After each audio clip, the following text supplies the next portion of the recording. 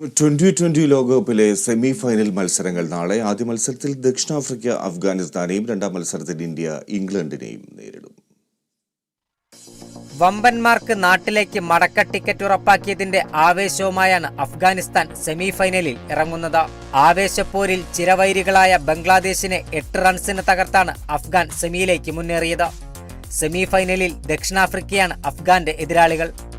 ബാറ്റിംഗിൽ റഹ്മാനുള്ള ഗുർബാസ്, ഇബ്രാഹിം സദ്രാൻ, അസ്മത്തുള്ള ഒമർസായി എന്നിവരിലാണ് അഫ്ഗാന്റെ പ്രതീക്ഷ. ക്യാപ്റ്റൻ റാഷിദ് ഖാനും നവീൻ ഉൽ ഹക്കും ബോളിംഗ് വിഭാഗത്തെ നയിക്കുമ്പോൾ ദക്ഷിണാഫ്രിക്കയെ വരിഞ്ഞുകെട്ടാമെന്നാണ് അഫ്ഗാന്റെ കണക്കുകൂട്ടൽ.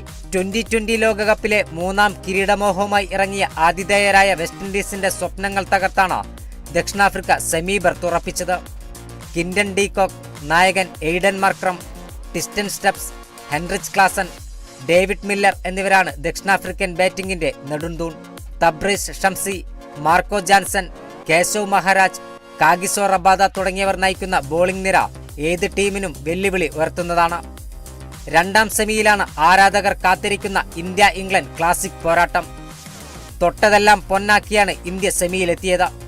ഒരു മത്സരത്തിൽ പോലും എതിരാളികൾക്ക് അവസരം നൽകാതെയാണ് ഇന്ത്യ സെമിയിലേക്ക് മുന്നേറിയത്. ക്യാപ്റ്റൻ രോഹിത് ശർമ്മ നയിക്കുന്ന ബാറ്റിംഗ് നിരയിൽ വിരാട് കോഹ്ലി, ഋഷഭ് പന്ത്, സൂര്യകുമാർ യാദവ്, ശിവം ദുബെ, ഹർദിക് പാണ്ഡ്യ, രവീന്ദ്ര ജഡേജ തുടങ്ങിയവർ ഏത് ബോളർമാരുടെയും ഉറക്കം കെടുത്തുന്നവരാണ്.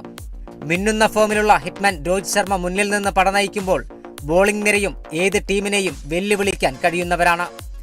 ജസ്പ്രീത് ബുംറ തന്നെയാണ് ഇന്ത്യയുടെ പേസ് ആക്രമണത്തിന്റെ കുന്തമുന. ഹർഷദീപ് സിംഗ്, കുൽദീപ് യാദവ്, അക്സർ പട്ടേൽ തുടങ്ങിയവർ കൂടി ചേരുന്നതോടെ ബോളിംഗ് നിര സുസജ്ജമാണ്.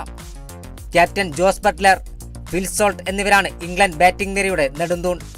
Chris Jordan, Sam Curran, Adil Rashid എന്നിവർ നയിക്കുന്ന ബോളിംഗ് നിരയും മികച്ച ഫോമിലാണ്.